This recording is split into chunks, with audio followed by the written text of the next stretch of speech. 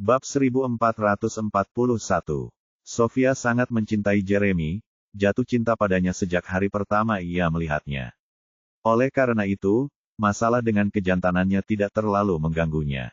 Selama Sofia bisa mempertahankannya di sisinya, dia akan menganggap dirinya sukses dan bahagia. Namun, ia percaya bahwa memiliki anak bersama Jeremy akan membantu menghidupkan kembali perasaan mereka dan mempererat ikatan mereka. Untuk tujuan itu, sebelum tubuh Jeremy pulih sepenuhnya, ia mengambil kembali anak yang telah ia kirim dan menipu Jeremy dengan mengatakan bahwa anak itu adalah hasil dari hubungan mereka. Jeremy mempercayai kata-kata Sofia. Lagi pula, dia dan anak itu memiliki kemiripan yang mencolok. Sayangnya, anak itu tidak pernah menunjukkan kasih sayang kepada Sofia sejak kecil. Seberapapun cinta dan perhatian yang diberikan Sofia, ia tidak mau memanggilnya ibu. Sofia terkadang menjadi tidak sabar dan berharap bisa memarahi anak itu, tetapi rasa takut Jeremy mengetahuinya adalah satu-satunya faktor yang menahannya untuk melakukan hal itu. Dia sudah berusaha sejauh ini, dan dia tidak tahan melihat usahanya sia-sia jika dia tidak mengambil pendekatan yang berbeda. Sofia berencana bersikap baik kepada anak itu dan membujuk Jeremy agar percaya bahwa mereka pernah menjadi pasangan yang saling mencintai. Kemudian, ketika kesehatan Jeremy pulih sepenuhnya suatu hari nanti dan mereka memiliki anak sendiri, Sofia tidak perlu lagi berurusan dengan anak itu. Jeremy secara alami akan semakin menyayangi bayi mereka yang baru lahir, dan Sofia kemudian dapat mengirim anak laki-laki yang lain ke luar negeri dengan dalih memberinya pendidikan yang lebih baik. Kendala utama Sofia adalah menurunnya vitalitas Jeremy, karena ia sangat yakin bahwa mereka adalah suami istri. Sofia menganggap keengganan Jeremy untuk membiarkannya membantunya mandi disebabkan oleh kesombongannya, dan penolakannya untuk membiarkan istrinya melihat sisi rentannya. Singkatnya, Corinne tidak mungkin lagi ada di hatinya atau dalam ingatannya. Bertahun-tahun dicuci otak oleh psikiater telah menghapus semua jejaknya dari ingatannya. Di tempat lain, di sebuah restoran, ketiga anak itu kelelahan setelah bermain di taman bermain anak-anak. Mereka masing-masing memegang sepotong besar pizza dan melahapnya dengan lahap. Francine menopang dagunya dan menatap penuh kasih sayang ketiga keponakannya yang masih kecil, mendapati mereka semakin menggemaskan setiap kali ia memandanginya. Corinne, yang duduk di samping Francine, tampak melamun. Francine melambaikan tangannya di depan Corinne dan berkata, "Ada yang mengganggu pikiranmu. Kita sudah sepakat untuk mengajak anak-anak bermain di luar, tapi kamu terus melamun sepanjang waktu. Apakah kamu memikirkan Jason?" Corinne tersadar dari lamunannya dan menatap Francine dengan penuh pertimbangan. "Tidak, aku bertemu Sofia di pintu masuk taman kanak-kanak." Francine terkejut mendengar itu. "Kau bertemu dengannya? Bukankah seharusnya dia berada di Molomia? Kapan dia kembali ke negara ini?" Corinne menjawab, "Dia bilang dia baru saja kembali." Francine mengerutkan kening dengan marah. "Aku marah setiap kali mendengar nama wanita itu. Saudaraku tidak akan pernah menghilang jika bukan karena dia. Ini semua salahnya." Corinne menyipitkan matanya dan berkata, "Dia sedang menggendong seorang anak ketika saya bertemu dengannya." "Seorang anak?" Francine sekali lagi diliputi keterkejutan. "Dengan siapa?" Corinne tampak skeptis saat menjelaskan, dia menyebutkan bahwa dia sudah menikah dan memiliki bayi dengan suaminya. Francine tampaknya memiliki kecurigaan yang sama dengan Corinne. "Dan siapa suaminya? Siapa namanya? Seperti apa rupanya? Apakah kau pernah melihatnya?" Corinne menggelengkan kepalanya. "Tidak, dia sendirian dengan anak itu." Bab 1442. Francine bertanya, "Apakah Anda curiga suaminya mungkin?" Corinne memiliki kecurigaan, tetapi dia menepisnya karena dianggap sama sekali tidak logis. "Itu pasti bukan Jeremy. Bahkan jika Sofia menahan Jeremy dan lolos dari kejaran mereka, dia tidak akan pernah mau bersama, dan memiliki anak dari wanita yang begitu hina. Lupakan saja. Aku bahkan tidak tahu mengapa aku curiga," kata Corinne. "Dia bilang nama belakang suaminya adalah Phoenix. Mungkin kita terlalu memikirkannya." Corinne belum menyadari bahwa ia telah melahirkan anak kembar 3. Semua orang takut bahwa pengungkapan itu akan membuatnya sedih, jadi mereka semua sepakat untuk tidak menyebutkannya kepadanya. Francine adalah salah satu orang yang mengetahuinya, dan insting pertamanya adalah mencurigai bahwa anak Sofia sebenarnya adalah anak Corin. Francine menggertakkan giginya dengan waspada. Aku akan mencari tahu siapa suaminya. Corin tidak terlalu memperhatikan reaksi Francine dan menyeruput jusnya dengan sedotan. Dia merenungkan situasi tersebut, dengan keyakinan teguh bahwa karakter Jeremy cukup kuat sehingga dia tidak akan mau tinggal bersama Sofia, apalagi dikendalikan olehnya dan menjadi ayah dari anak-anaknya. Meskipun demikian, alasan kembalinya Sofia ke negara itu perlu diselidiki lebih lanjut. Setelah selesai makan bersama anak-anak, Francine tinggal lebih lama dan mengatakan bahwa dia akan pergi ke rumah temannya sebentar. Dia bilang akan naik taksi ke tujuannya. Corin mengingatkannya untuk tidak pulang terlalu larut dan membawa ketiga anaknya kembali. Francine langsung menuju ke New Moon Group. Ketika Sante kembali ke kantornya setelah rapat, dia mendapati Francine menunggu di luar kantornya dengan ekspresi muram. "Mengapa Anda di sini, Nona Francine?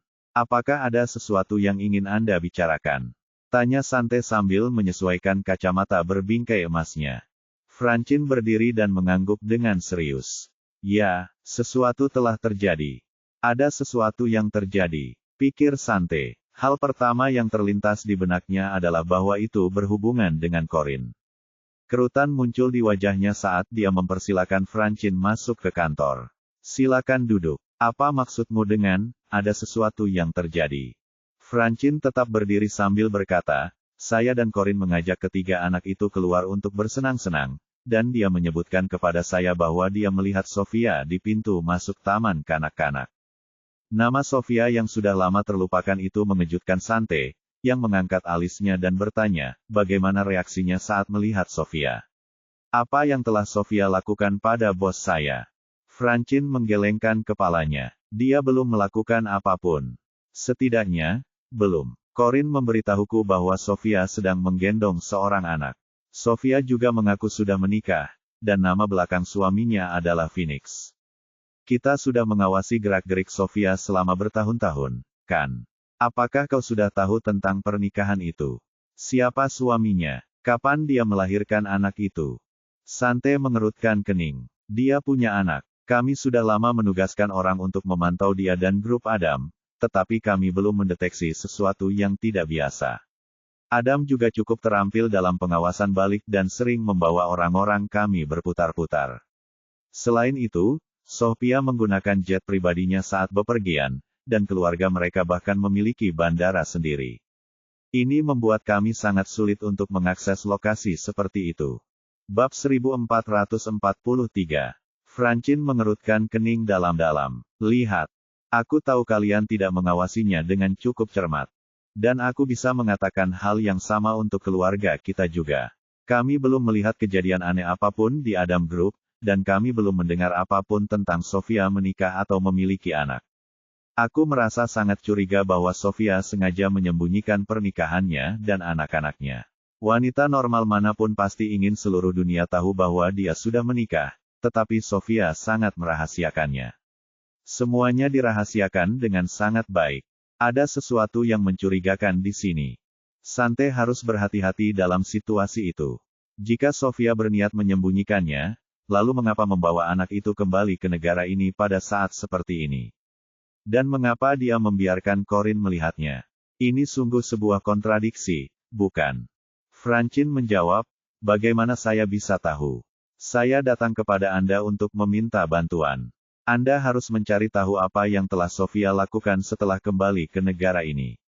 Kami membutuhkan informasi tentang suami dan anak-anaknya, sebaiknya termasuk foto dan profil lengkap. Saya tidak ingin menambah beban stres yang tidak perlu bagi keluarga saya saat ini. Kakek dan nenek saya sudah tua, dan mereka tidak akan mampu menangani semua informasi ini." Sante mengangguk meyakinkan. "Saya jamin saya akan menugaskan seseorang untuk menyelidiki ini. Anda akan segera diberitahu tentang perkembangan apapun." Francine berseru dengan gelisah, "Jika penyelidikanmu menghasilkan kabar buruk, maka sebaiknya kau rahasiakan dari Corin. Aku sangat curiga bahwa anak yang digendong Sofia adalah anak pertama yang dilahirkan Corin. Namun, Corin masih belum menyadari bahwa dia melahirkan anak kembar 3. Jika kita tidak dapat menemukan anak itu, kuharap dia tidak akan pernah mengetahui kebenaran tentang mereka. Sante memperbaiki kacamata berbingkai emasnya dan berkata, tenang saja, kami bahkan lebih peduli dengan perasaan bos kami daripada kamu. Francine merasa agak lega dan berkata, senang mendengarnya. Mohon segera mulai penyelidikannya. Sekarang Sofia sudah berada di negara ini, kita memiliki kesempatan yang lebih baik untuk mengendalikannya. Kami telah menunggu kesempatan ini sejak lama. Sante mengangguk dan setuju, saya mengerti.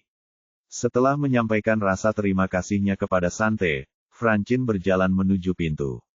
Dia khawatir tentang Corinne, karena pertemuan dengan Sofia mungkin telah membangkitkan beberapa kenangan yang tidak menyenangkan. Dia ingin berada di sana untuk menghibur Corinne dan membantunya menghindari semua pikiran yang mengganggu itu. Pada saat yang sama, dia berharap Sante dapat mengungkap beberapa petunjuk. Francine selalu percaya bahwa Sofia telah mengurung Jeremy dengan cara tertentu, tetapi dia tidak dapat memahami bagaimana seseorang seperti Jeremy bisa berakhir dalam situasi seperti itu. Apa yang terjadi saat itu? Mengapa saudaraku berakhir di kursi roda? Mengapa mereka berdua menghilang setelah Tommy mengantarnya ke bandara? Itulah beberapa pertanyaan yang terlintas di benak Francine. Baik Jeremy maupun Sofia tidak naik pesawat, namun secara kebetulan pesawat itu mengalami kecelakaan. Hubungan antara semua peristiwa itu sungguh membingungkan. Selama 3 tahun terakhir, keluarga Holden, Rivera, serta Sante dan Aaron, terus memantau grup Adam dan Sofia. Sayangnya, tidak ada hal yang tidak biasa yang ditemukan. Adam memiliki kekuasaan yang sangat besar di Molomia, sehingga menyulitkan pihak-pihak ini untuk beroperasi secara efektif. Mereka sering menghadapi perlawanan dari sekutu Adam dan berisiko terbongkar. Dengan kembalinya Sofia ke negara itu, mereka perlu menemukan beberapa petunjuk. Lagi pula, Francine memiliki firasat bahwa saudara laki-lakinya masih hidup. Saat Francine mendekati pintu, seseorang membukanya dari luar. Itu Aaron, yang tampak agak terkejut melihatnya. Nona Francine, ada apa Anda kemari? Francine menjawab dengan ekspresi serius, saya sudah menjelaskan semuanya kepada Nona Sante, jadi Anda bisa memintanya untuk memberitahu Anda apa yang saya katakan. Saya harap pihak Anda dapat melakukan penyelidikan cepat dan mencegahnya melarikan diri lagi. Katanya, lalu pergi dengan tergesa-gesa. Aaron bergumam sendiri dengan kebingungan, siapa yang akan lolos? Bab 1444. Sante dengan tenang menyesuaikan kacamata berbingkai emasnya dan berkata, Francine memberitahuku bahwa bos kita bertemu Sofia ketika dia pergi menjemput anak-anak hari ini. Ekspresi Aaron membeku. Kapan wanita itu kembali ke negara ini? Tak seorang pun dari orang-orang kita menyadarinya. Sante menyipitkan matanya sambil berpikir dan menjawab, dia jelas tahu bahwa kami telah mengawasinya selama bertahun-tahun. Dia memiliki kewaspadaan yang tinggi, dan kekuatan keluarganya di Molomia sedemikian rupa sehingga mereka sepenuhnya mampu menghindari kami. Dia memiliki segala cara untuk kembali ke negara itu tanpa terdeteksi. Menurut Francine, dia mengaku sudah menikah dan menggendong seorang anak. Francine datang kepada kami karena dia ingin kami mencari tahu siapa suaminya. Aaron duduk berhadapan dengan Sante dan merenung, aku tidak menyangka dia menikah secara diam-diam. Anak buah kita telah mengawasinya, tetapi tidak ada yang pernah melihat pria bersamanya. Mungkinkah? Sante sangat menyadari apa yang disiratkan Aaron dan segera memperingatkan, kita belum bisa mengambil kesimpulan apapun. Mintalah seseorang untuk mencari tahu beberapa hal, hotel tempat dia menginap saat ini, latar belakang suaminya, dan alasan dia kembali ke negara ini. Aaron mengangkat tangannya dan membuat isyarat, oke. Anggap saja sudah selesai. Aaron meninggalkan ruangan untuk melakukan panggilan telepon yang diperlukan. Setelah beberapa menit, dia kembali dan melaporkan, saya mengetahui bahwa keluarga Sofia yang terdiri dari 3 orang menginap di Hotel Exeter di pusat kota. Mereka ditemani oleh sekitar selusin pengawal Adam yang paling profesional. Sante mengangkat alisnya karena penasaran. Dan identitas suaminya. Saat ini hampir tidak ada informasi yang bisa digunakan. Aaron menggelengkan kepalanya. Aku hanya menemukan nama Zachary Phoenix.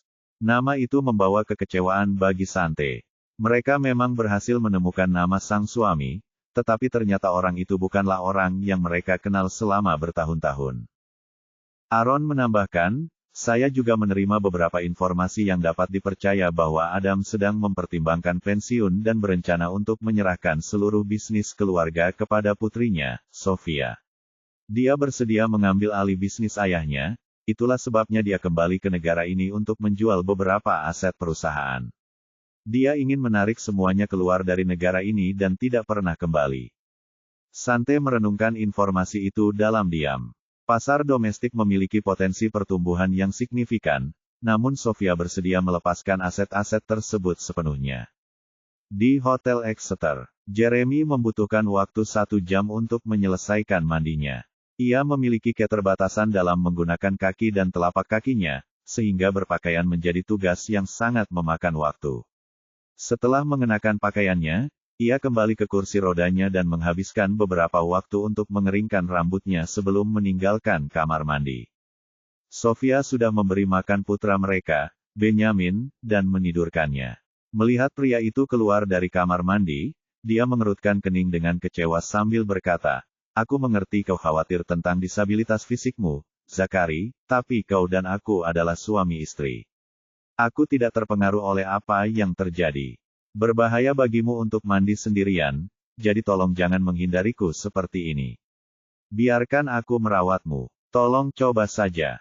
Pria itu mendorong kursi roda ke tempat tidur dan menatap dalam-dalam putranya yang tidur dengan tenang. "Aku hanya tidak ingin menjadi beban bagi siapapun." Sofia tak bisa menyembunyikan kesedihannya dan tanpa sengaja meninggikan suaranya. "Kau bukan beban bagiku, Zachary." Anak yang sedang tidur itu mengerutkan kening, tampak terganggu oleh percakapan tersebut. Zachary pun ikut mengerutkan kening dan meletakkan jarinya di bibir. Ia memberi isyarat agar Sofia berbicara pelan dan mengulurkan tangannya untuk menepuk punggung anaknya. Dengan melakukan itu, ia ingin mendorong anaknya untuk tidur dengan tenang. Kerutan di wajah bocah itu perlahan menghilang, dan ia pun tertidur lelap. Bab 1445. Sofia juga khawatir akan membangunkan Benjamin.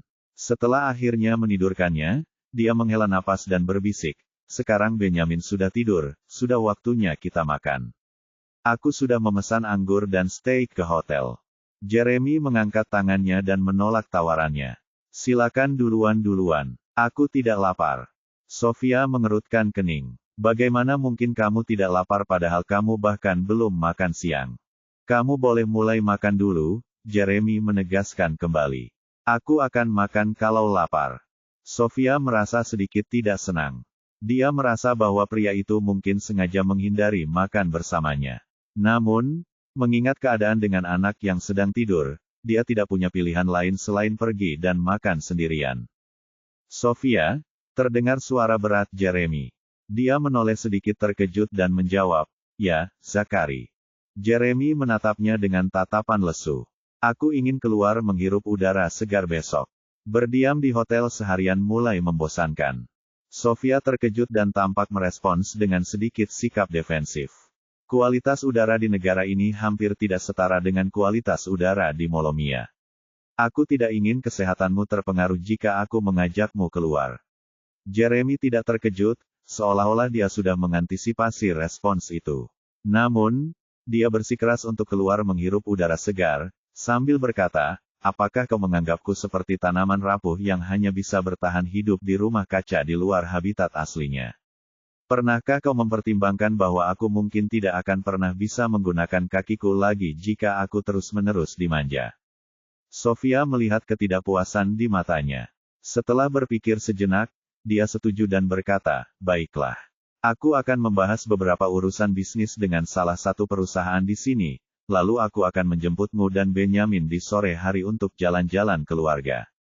"Terima kasih," jawabnya dengan nada datar. Rasa terima kasihnya membuat Sofia merasa agak jauh dalam hubungan mereka. Keesokan harinya adalah akhir pekan, dan cuacanya sangat ideal untuk berada di luar ruangan. Setelah sarapan, Francine menyarankan untuk mengajak ketiga anak itu piknik untuk menikmati cuaca. Corinne, di sisi lain, duduk dengan laptopnya dan asyik dengan beberapa konsultasi bisnis secara langsung. Dia tidak terlalu tertarik dengan ide tersebut. Barulah ketika ketiga anaknya mendekatinya dengan mata melirik ke arah mereka, perhatiannya teralihkan dari layar komputer kepada mereka. Jauh di lubuk hatinya, ia merasa bimbang dan tidak mampu menolak permohonan tulus mereka. Dengan sedikit enggan, ia menutup laptopnya dan mengalah. Oke.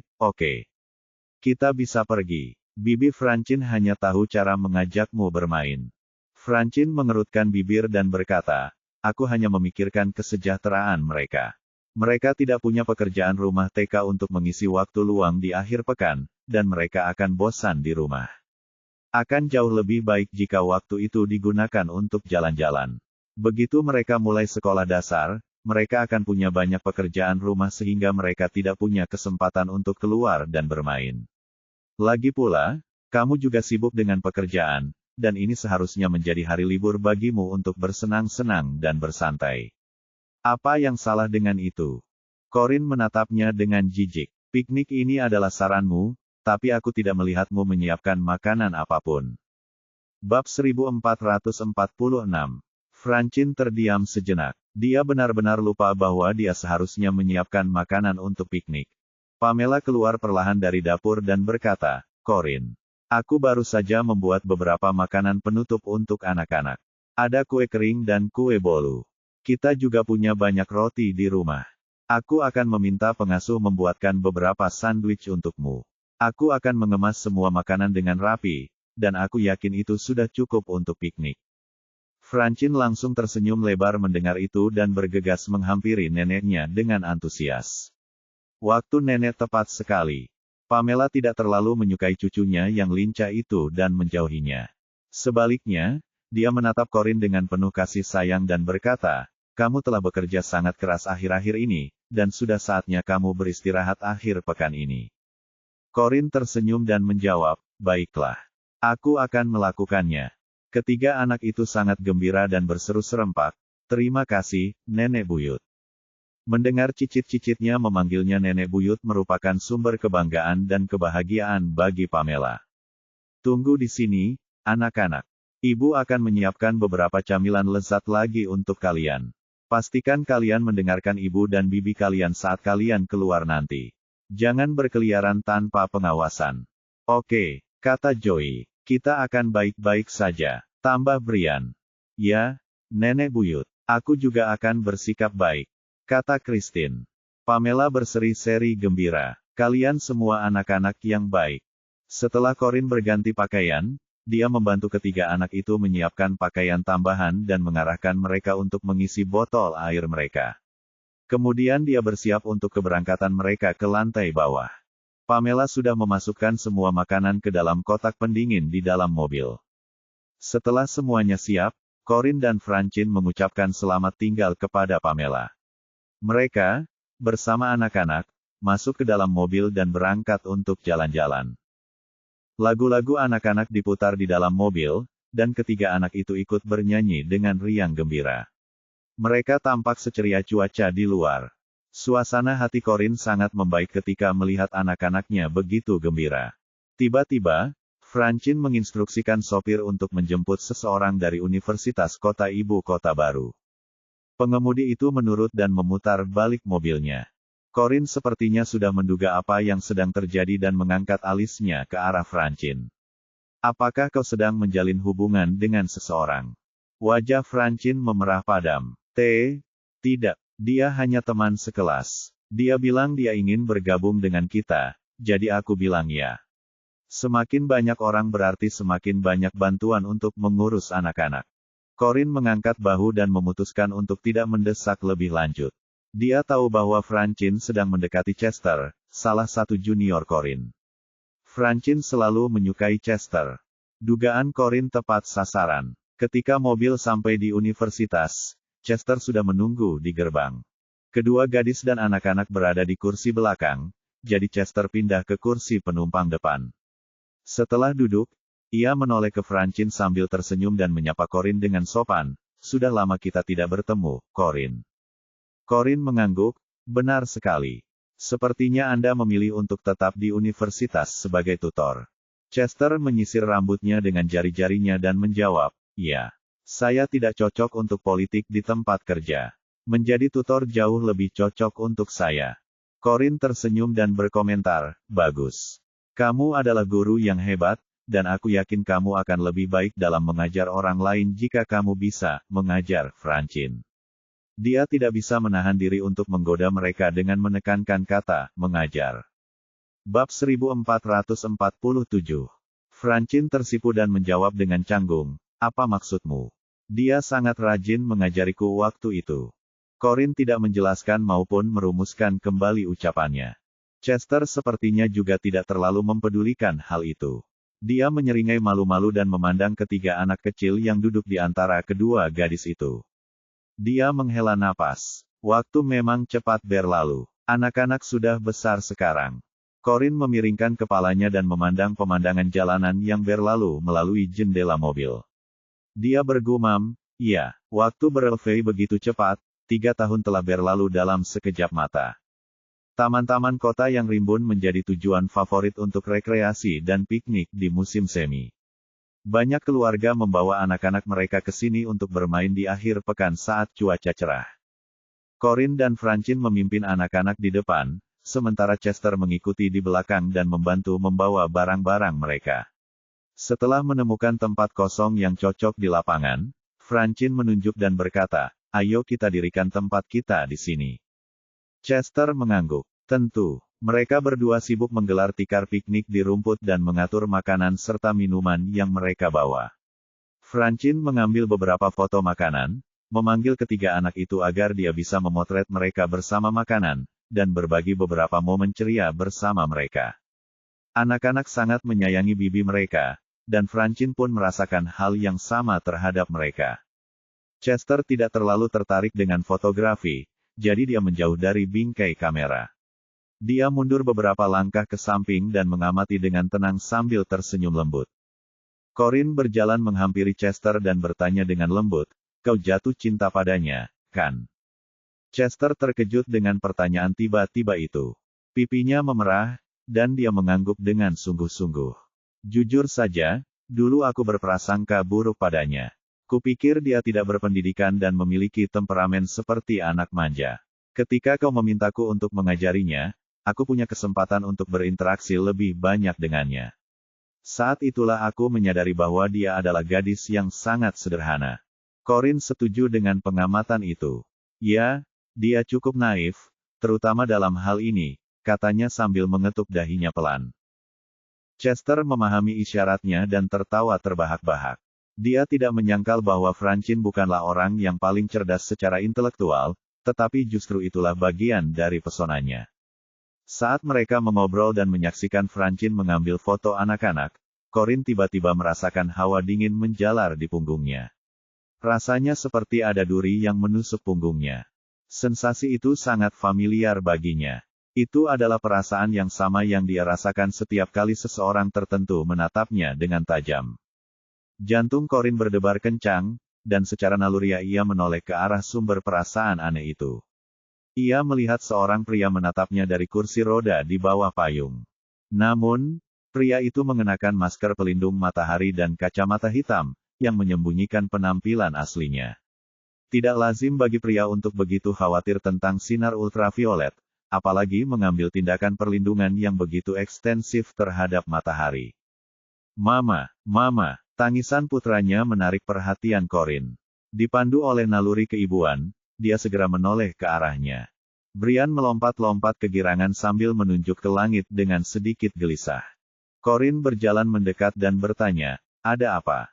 Brian menjawab dengan antusias, Mama, aku juga ingin menerbangkan layang-layang. Aku mau layang-layang Robotman itu. Corin melihat ke arah yang ditunjuk Brian dan mendongak ke atas untuk melihat layang-layang bertema Robotman melayang di langit. Bab 1448. Corin seringkali menuruti permintaan anak-anaknya. Dia menepuk kepala Brian dan berkata, baiklah. Tapi jangan terlalu cemas dulu. Ibu akan meminta Bibi Francine dan Paman Chester untuk mengecek apakah kita bisa mendapatkan layang-layang itu untukmu dari tempat terdekat. Brian mengangguk antusias. Oke, Corin menoleh ke Francine dan berkata, bisakah kau dan Chester melihat-lihat apakah ada penjual layang-layang di dekat sini? Itu akan menjadi kesempatan sempurna bagi Francine dan Chester untuk memiliki waktu berdua saja, yang tidak mudah didapatkan karena ketiga anak kecil mereka menyita sebagian besar waktu mereka. Francine jelas sangat gembira. Setelah mengangguk setuju, dia melirik Chester dengan malu-malu dan berkata, "Aku harus merepotkanmu untuk mencari penjual layang-layang terdekat bersamaku." Chester tersenyum dan mengulurkan tangannya ke arahnya, sambil berkata, "Tidak masalah sama sekali. Ayo pergi." Francine sedikit terkejut melihat tangan orang yang disukainya terulur padanya. Dia tidak percaya Chester akan menawarkan untuk memegang tangannya. Tersanjung oleh sikapnya, dia dengan linglung mengulurkan tangan dan memegang tangannya. Chester dengan lembut menggenggam tangannya dan menuntunnya, sementara Corinne menghela napas lega melihat bagaimana hubungan mereka berkembang. Corinne kemudian teringat pada pria aneh di kursi roda tadi dan menoleh ke arah itu.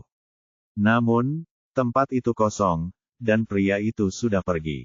Corinne merasakan sensasi aneh dan membuat asosiasi yang ganjil dalam pikirannya.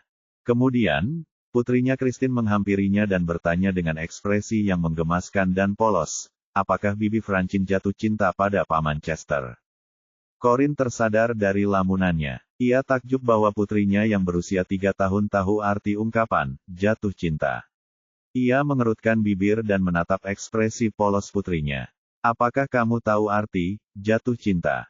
Christine mengangguk dengan sungguh-sungguh. "Ya, itu artinya mereka saling menyukai dan sangat bahagia bersama." Corinne mengerutkan kening. "Siapa yang memberitahumu itu?" "Tidak ada seorang pun," kata Christine. "Aku mengetahuinya sendiri dari membaca dongeng. Dongeng selalu berakhir dengan pangeran dan putri hidup bahagia selamanya. Ini berarti mereka saling mencintai." Awalnya Corinne tidak tahu harus bereaksi seperti apa. Meskipun Christine adalah anak bungsu, ia tampak paling dewasa di antara ketiga anaknya. Ia telah mempelajari banyak kata bahkan sebelum masuk taman kanak-kanak dan mampu membaca buku bergambar serta dongeng sendiri. Anak perempuan biasanya lebih peka daripada anak laki-laki, dan Christine hanya membutuhkan beberapa dongeng untuk memahami konsep jatuh cinta. Corinne mengacak-acak rambut putrinya. "Kamu benar sekali. Bibi Francine jatuh cinta pada Paman Chester, dan Paman Chester akan menjadi bagian dari keluarga kita di masa depan." Christine berkedip. Jika Bibi Francine jatuh cinta pada Paman Chester, lalu ibu jatuh cinta pada siapa? Ekspresi Corinne menegang. "Siapa yang kucintai? Orang yang kucintai telah menghilang, dan aku tidak lagi punya siapapun untuk berbagi perasaanku." Corinne memaksakan senyum. "Aku tidak jatuh cinta pada siapapun. Tidak semua orang perlu jatuh cinta." Christine memiringkan kepalanya yang kecil, tampak sedikit khawatir. "Tapi dongeng bilang kamu harus bertemu seseorang yang kamu sukai dan jatuh cinta untuk bahagia. Apakah itu berarti ibu tidak bahagia?" "Aku tidak ingin ibu tidak bahagia."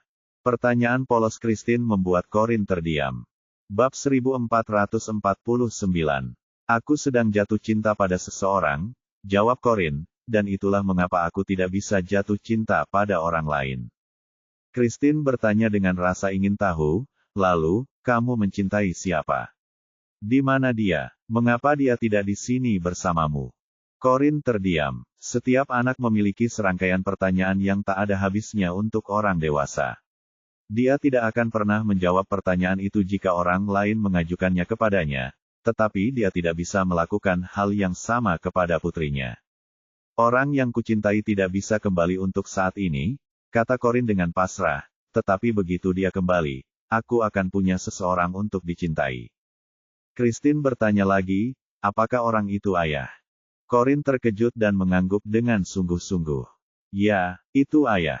Christine cemberut. "Tapi aku tidak suka ayah." Jawaban gadis kecil itu mengejutkan Corinne. "Mengapa kamu merasa seperti itu padahal kamu bahkan belum pernah bertemu dengannya?" Christine mendengus. "Itulah kenapa aku tidak menyukainya. Pangeran akan selalu muncul dan menyelamatkan putri saat dia sangat membutuhkannya. Dia juga akan melawan naga untuk melindunginya. Tapi ayah tidak pernah muncul untukmu. Dia tidak menyukaimu, jadi aku juga tidak menyukainya." Logika seorang anak terkadang bisa lucu, tetapi pada kesempatan itu, Corinne merasa sedikit sedih. "Sebelum kau lahir, dia selalu muncul saat aku sangat membutuhkannya," kata Corin dengan ketulusan yang mendalam. Christine bingung. Lalu mengapa dia tidak menghilang setelah kita lahir? Apakah itu berarti dia membenci kita? Corin menggelengkan kepalanya. Tidak sama sekali. Dia sedang sibuk dan belum bisa kembali.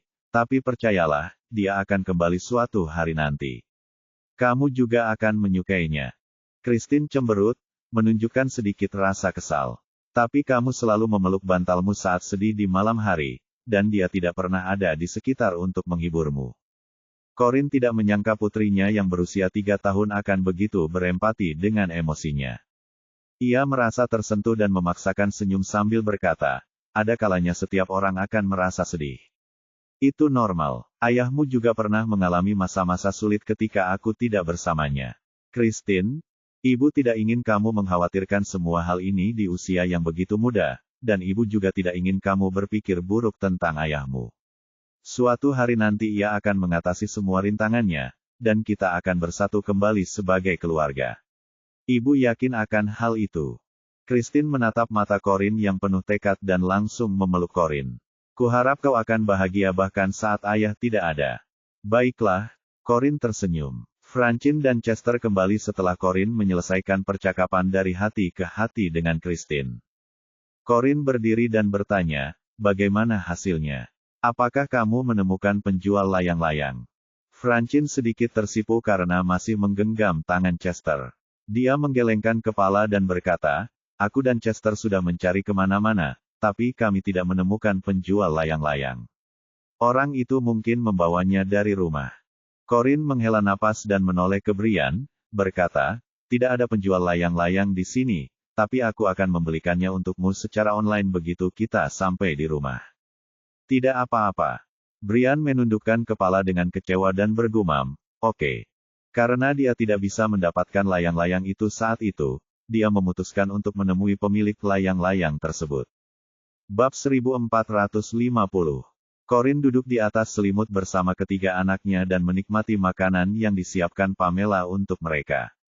Sementara itu, Chester dan Francine sedang mengobrol satu sama lain dari jarak yang agak jauh. Mereka telah mengambil langkah kecil dalam hubungan mereka dan karena itu merasa sangat malu. Mulut Joey belepotan mayones dari sandwich, jadi Corin mengambil tisu dan membersihkannya dengan lembut. Makanlah perlahan, dan jangan terburu-buru. Sebagai tanggapan, Joey mengangguk patuh. Brian, yang duduk di sebelah Joey, tak bisa mengalihkan pandangannya dari layang-layang yang melayang di langit. Ketika ia menyadari layang-layang itu melayang ke arah yang berbeda, ia dengan cepat melahap sisa setengah potong sandwichnya. Kemudian ia berdiri dan berkata, Mama, aku kenyang. Aku mau ke sana untuk berbicara dengan Bibi Francine. Corin mengalihkan perhatiannya kepada putra bungsunya dan mengingatkannya, hati-hati. Jangan lari terlalu cepat dan tersandung. Brian mengindahkan peringatannya dan bergegas menghampiri Francine untuk melihat layang-layang itu dengan lebih jelas. Setelah Corin melihat Brian mendekati Francine dengan aman, ia mengalihkan perhatiannya kepada Christine dan menawarkan air dari botol. Joey dan Christine tetap patuh di sisi Corin sambil menikmati makan mereka dengan tenang. Corin sesekali melirik ke arah Francine untuk mengawasi keberadaan putra bungsunya. Awalnya Brian tetap dekat dengan Francine saat ia terpesona oleh layang-layang. Pada suatu saat, Corin menoleh lagi dan melihat Brian telah pergi. Mata Corin membelalak, dan dia dengan cepat berdiri untuk mengamati sekelilingnya. Francine, di mana Brian? Francine asyik mengobrol dengan Chester, tetapi pertanyaan Corin yang cemas membuatnya tersadar. Ia melihat sekeliling dengan ekspresi khawatir dan berkata, dia baru saja di sini. Dia sedang melihat layang-layang. Corin memperhatikan layang-layang Robotman yang semakin rendah di langit dan langsung menduga di mana Brian berada. Dia memberi perintah dengan tergesa-gesa, Francine, Chester, tolong awasi Joey dan Christine. Aku akan mencari Brian.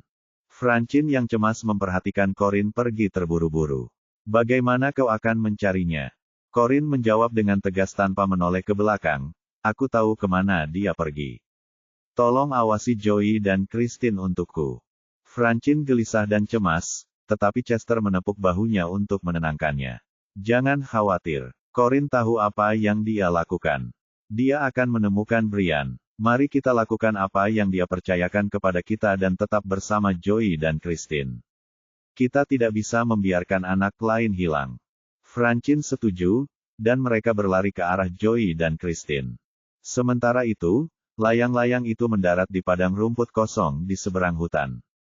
Seorang anak yang mengenakan topeng robot bergegas mengambilnya. Dia membersihkan debu dari layang-layang itu dan mulai berlari kecil kembali ke ayahnya. Namun, seorang anak laki-laki lain yang hampir setinggi dirinya menghalangi jalannya. Pendatang baru itu berkedip dan bertanya dengan nada agak tidak sopan, "Hei, dari mana kau mendapatkan layang-layang robot man itu?"